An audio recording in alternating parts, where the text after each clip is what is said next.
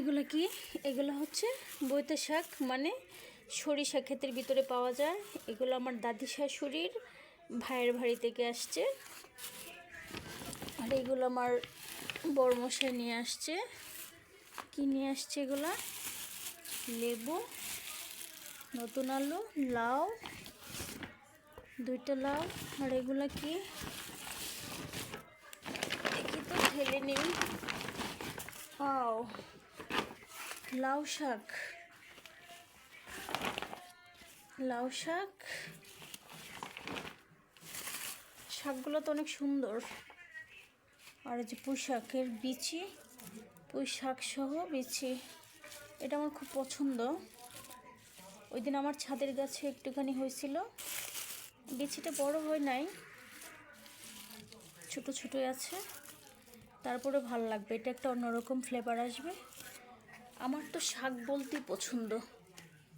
যে কোনো শাক দিয়ে আমি ভাজি কম করি, মানে আমার ভাজিটা ভালো লাগে না, আমার হলো শাক দিয়ে তরকারি ভালো লাগে। যেমন শুটকি দিয়ে, এই শাকটা আমি শুটকি দিয়ে করব, এটাও শুটকি দিয়েও করা যাবে। আমার যে কোনো শাকের তরকারি ভালো লাগে। তো যাই হোক, আমি লাউগুলো রেখে দিই। আমি এগুলো একটু কেটে নিব। এখানে কাঁচামরিচ আছে,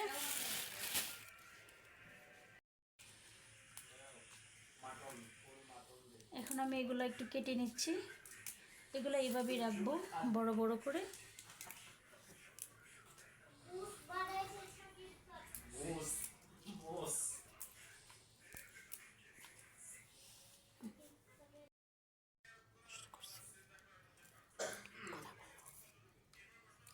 শাক কাটা শেষ, এখন এর ডাঁটাগুলো নিচ্ছি পোশাকের সাথে। পোশাকের ডাঁটাগুলো কিন্তু আসলেই স্বাদ লাগে। আমার মাহি কি চিনো তুমি? এটি কি শাক? না, পুঁই শাক। পুঁই শাক। আমার মেয়ে শাক খায় না, শাক সবজি কোনো কিছুই খায় না। তুমি শুধু কি খাও? লাল শাকটা।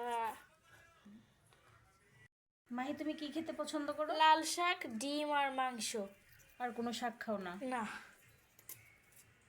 আর প্রতিদিন ডিম আর মাংস লাগে তোমার? সবজি খাও না? সবজি দেখলে কি হয়? অ্যালার্জি বেড়ে যায়।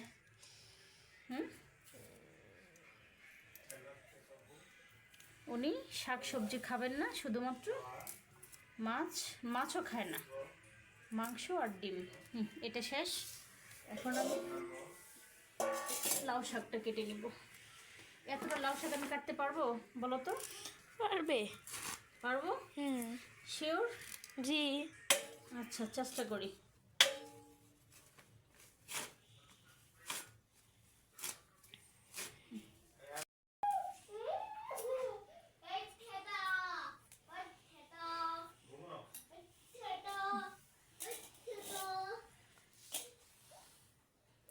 শেষ শাক কাটা।